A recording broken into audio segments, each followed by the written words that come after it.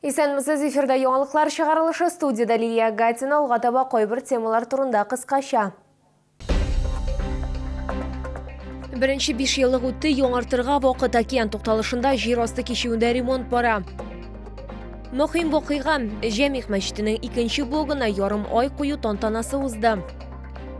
Кичәге мәктәп укучылары хәзер абитуриент булдылар, шулда кабул итү комиссияләре үз эшен дәвам итә. Океан тукталышында жер асты кишүүндә ремонт бара. Соңгы тапкыр зур үзгәрешләр бирдә 2017 елда үткәрелгән. Агымдагы сезонда нинди эшләр башкарылачагы турында безнең материалда сөйләрбез. Океан тукталышында жер асты кишүүндә ремонт тәүлек әйләнәсе үткәрелә. Төзүчеләр әйтүенчә, төнлә алар тузанлырак һәм шау-шулырак эш төрләрен башкаралар. Мәсәлән, иске түшәм япмасын сүтәләр, булар барысы да җәяүлеләр өчен уңайсызлыкларны киметү өчен эшләнә, чөнки объект ябык түгел. Были выполнены работы по гидроизоляции и ремонту бетонной поверхности. Также ведется замена полностью потолочного покрытия, то есть меняется вся отделка. Были покрашены панели в зоне спуска в подвал. Также были заменены лотки для электрокабелей. Сораштыруда катнашучы шауларның күбесе вакытлыча уңайсызлыкларга түзәргә әзер. Аларның сүзләренчә, жер асты кишүүен яңартырга кирәк булган. Капиталь ремонттан соң 5 ел узды һәм урыны белән буяулар коела башлаган. Нужен, бардак, потому что был все разрисован. Сейчас Все ремонт было. красиво Потолки будет. рушились уже на голову. Сейчас хоть потолки будут целые, на голову ничего не упадет. Красиво будет. Конечно, нужен, чтобы чистый, светлый, красивый, чтобы было удобно проходить. Эти обшарпанные киоски, они также останутся. Но побелили потолок. Скорее всего, после дождя они потекут. Төзүчеләр су үтеп кергән урыннар герметизацияләнгән, гидроизоляция эшләре башкарылган дип ышандыра. Яңгыр сынавы да үтәлгән, жер асты кишүүенә су үтмәгән. Төзүчеләр июнь ахырына кадәр ремонтны тәмамларга планлаштыралар. Лилия Гатина, Эльмира Гайнетдинова, Кирилл Хабзей, яңалыклар. Яршолыда Җәмигъ мәчетенең 2нче блогына ярым ай кую тантанасы узды. Исегезгә төшерәбез, моңа кадәр 2 ярым ай үзәк эштә урнаштырылган иде. Бу эшне карарга шәһәр мөселман җәмгыяте вәкилләре, шулай ук мәхәллә кешеләре җыелган. Хәбәрчебез теманы дәвам итә.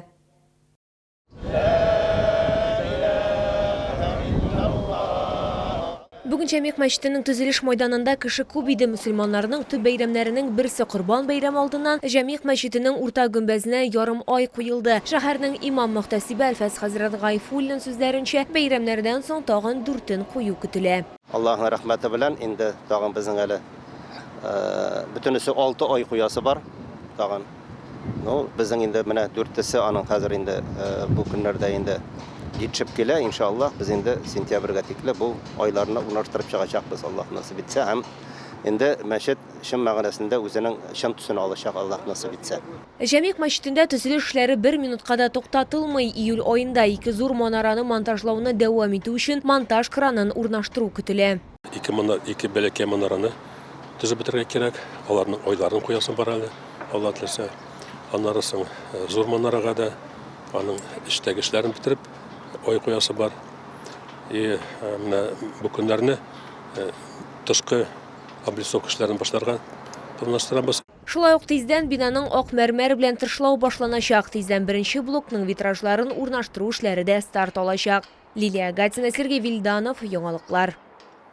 Яршолда кабул итү комиссияләре үз эшен дәвам итә. Югары уку йортлары һәм колледжлар абитуриентлардан документлар кабул итә. Автоколага башка шәһәрләрдән һәм хәтта чит илләрдән дә чыгарылыш укучылары килә. Толырак алдагы материалда. Кайберләре колледжда, икенчеләре югары уку йортында укуларын дәвам итәргә тели. Мәсәлән, Яршолы дәүләт педагогия университетында урыннар саны узган ел дәрәҗәсендә 873 урын калган. Яңа юнәлешләрдән әйтеп китәсе килә, ул география һәм өстәмә белү бирү профиле, математика һәм экономика. Иң популяр юнәлешләрдән ул логопедия, психология образования һәм филология профиле. Уртача алганда бер урынга 7 кеше дәгъва итә, конкуренция шактый зур. Моннан тыш кабул итү комиссиясендә билгеләп үтелгәнчә педагог һөнәре абитуриентлар өчен кызыклы булып тора. Мин укытучым буласым килә, чөнки мин бик балаларны яратам, укытасы килә и алар білім алсын кебек, білім алсын үшін. Физкультура факультетына кірерге тілеклер, учитель физкультура оқытушысы болырға тілейм. Спорт белән шөгыльләнергә яратам, спорт белән үземнең гомеремне бәйләсе килә.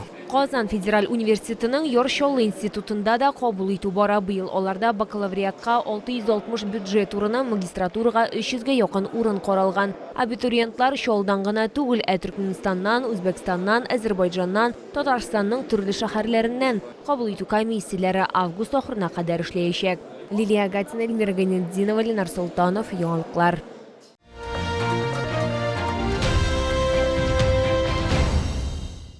Мистер Смарт инглиз теле мәктәбенә 14 яшь тулды. Бу елларда укытучылар бик зур эш башкардылар. Үз укыту методикасын патентладылар. 3000-нән артык укучыны чыгардылар. Быел беренче йомгаклау чарасы узды. Анда безнең төшерү төркеме дә катнашты.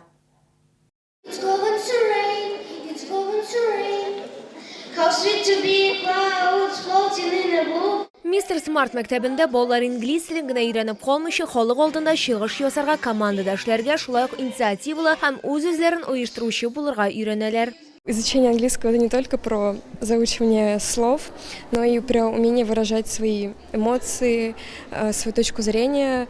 Этому тоже учат здесь. Учителя находят подход к разным ученикам, то есть благодаря этому я за 4 года смог очень хорошо выучить английский язык, научиться понимать на нем фильмы, литературу и прочее. Мәктәпнең 14 еллык тарихында укытучылар балалар һәм өлкәннәр өчен 15 курс булдырган, үз укыту методикасын патентлый. Мистер Смарт мәктәбе укучылары шәһәр һәм республика олимпиадаларында призлы урыннар ала, шулай ук БДИны югары балларга тапшыралар. У нас работают только дипломированные, квалифицированные педагоги. Также у нас есть специальный курс для преподавателей. Мы обучаем не только детей, но и преподавателей, как преподавать английский язык. Быел мистер Смарт мәктәбендә инглиз теленнән тыш Кытай телен өйрәнү курслары да эшли башлаячак. Мәктәптә 5 яшьтән алып 70 яшькә кадәр теләгән һәркем укый ала.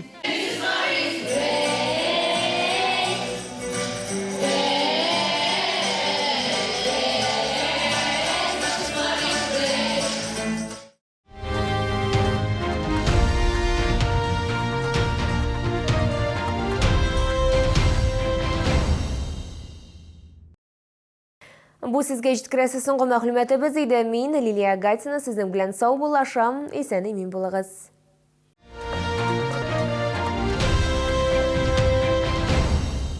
Требуются водители-экспедиторы категории С, водители на ДАФы категории Е. Телефон 8 919 626 30 70.